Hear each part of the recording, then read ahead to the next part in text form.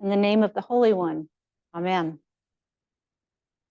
It's time to go into the depths. We now begin one of the most ancient, most core, most holy moments in the life of the church. This night, we remember the last meal Jesus shared with his friends on the night he was arrested, the night when Jesus gave us the sacrament of Holy Communion, the sacrament's elements of bread and wine, now known to us as Christ's body and blood, are held overnight. Even after the building is dark and quiet, the church keeps vigil until Friday, when the church remembers the crucifixion. After the Good Friday service, we dispose of any remaining communion bread and wine in recognition of the reality of Jesus' death and burial. On Saturday, the service is brief. The emptiness of the liturgy reflects the blankness and separation of death. On Saturday, Jesus is in the grave. On Holy Saturday, Jesus is among the dead, ministering to them. On the third day, the church experiences the resurrection.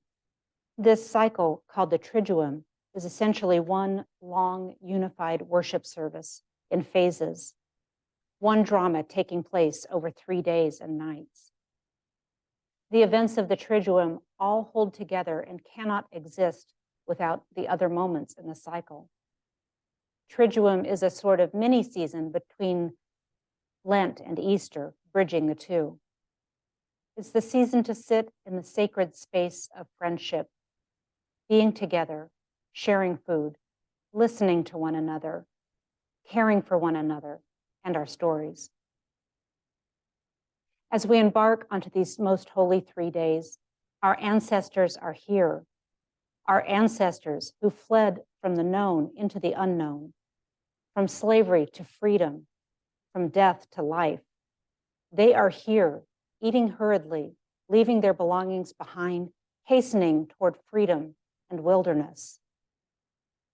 Was this going forth a movement from death to life or from life to death?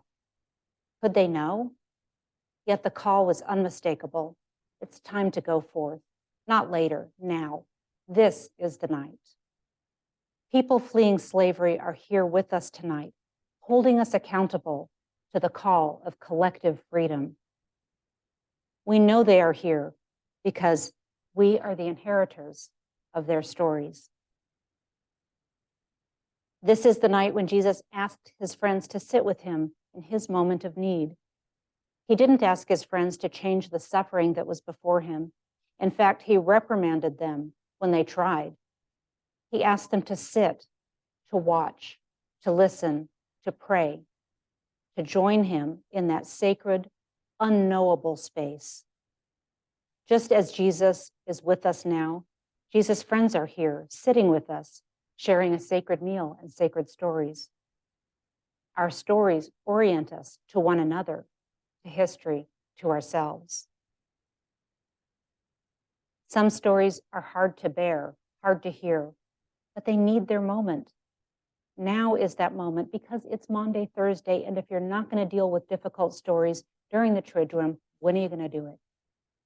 Second, now is the time to talk about difficult stories because the world is traumatized by pandemic, climate change, violence, and a litany of interrelated historic problems. We are barely beginning to come to terms with the trauma of the global pandemic. One of the most profound losses of the past 3 years has been the loss of the rhythm of gathering with friends, sitting close, passing platters around the table, setting up late in the evening, staying up with conversation and hearing each other's stories. Some of us have been able to resume bits and pieces of what's left of old ways of gathering, but even when we engage in the same rituals, there are dear friends, relatives, and coworkers missing. And our pandemic stories are just barely beginning to be told. When a story remains untold, it gets stuck in our bodies and in our souls. A stuck story gets acted out in distorted ways, such as by trivializing our own suffering or that of another. Stories need to travel on the breath of air between people. A story needs a teller and a listener. Stories need to be spoken. But what if the story is painful to the point of being offensive? What's the deal with this story from Exodus of an enslaved people who put blood on their doorways to ward off the death that was going from door to door? Does that story need to be told and retold every year?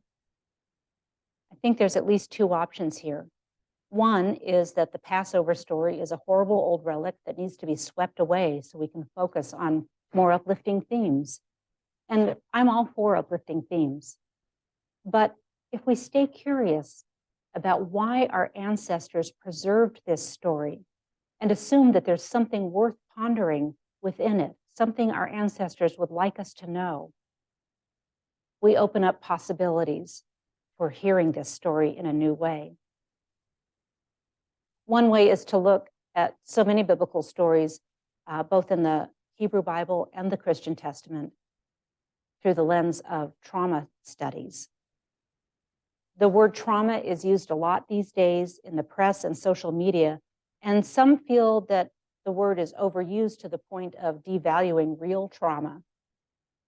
But I wonder if that backlash is in itself evidence of how deep and broad spread trauma is in our time, and how ill-equipped we are on a social level to tend to those words, to be compassionate listeners. I won't list all the ways in which the human and natural worlds are suffering, but I will tell you that your suffering matters. Your trauma matters. Your story matters. Traumatic events shatter and offend the moral order. Something happens that never should be. The firstborn in each household dies. The Messiah is publicly executed. The something that happens can happen on a mass scale or to a few people or just one. The hallmark of trauma is that it breaks the person's capacity to make sense of, to talk about, to communicate what happened, because what happened is so far beyond anything thinkable or sayable. The story of trauma gets stuck without words, without bodily movement, without art.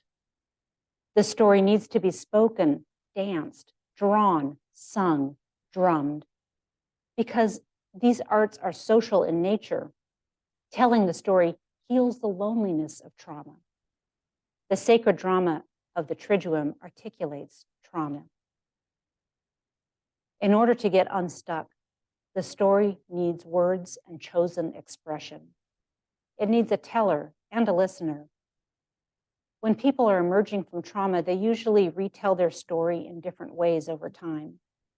And that's partly because traumatic memory isn't stored in our minds the same way ordinary memory is stored.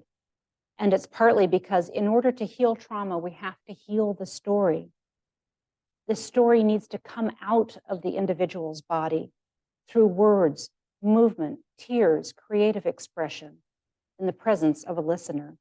And that listener can be a human, a journal or sketch pad, a pet, a natural place, or the divine listener who hears our prayers and in fact gives us prayer as an invitation into divine listening, movement, creativity.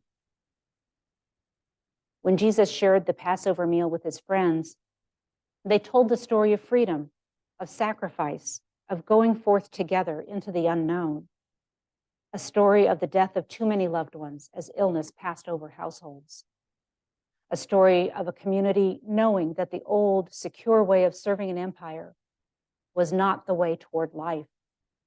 The way toward life was through the wilderness, in a place of sacred uncertainty and creativity. When the people fled into the wilderness, they brought with them their stories of how the sacred word created the world, how humanity began to tear at one another, and how the Holy One relentlessly labors to regather humanity into a caring relationship. When Jesus shared his last meal with his friends, they told that story. This Triduum, these 3 holy days from Maundy Thursday until the great vigil of Easter, is a time for stories, for images, for getting unstuck from trauma. In these 3 days, the love of God sits with the living and the dead because God abandons nothing that God has made. This is a season to be courageous and allowing our stories to become unstuck, to let them breathe with divine breath. God's own life is the template for facing what hurts. We can be confident going into the wilderness of trauma and grief because the divine meets us there and listens. Amen.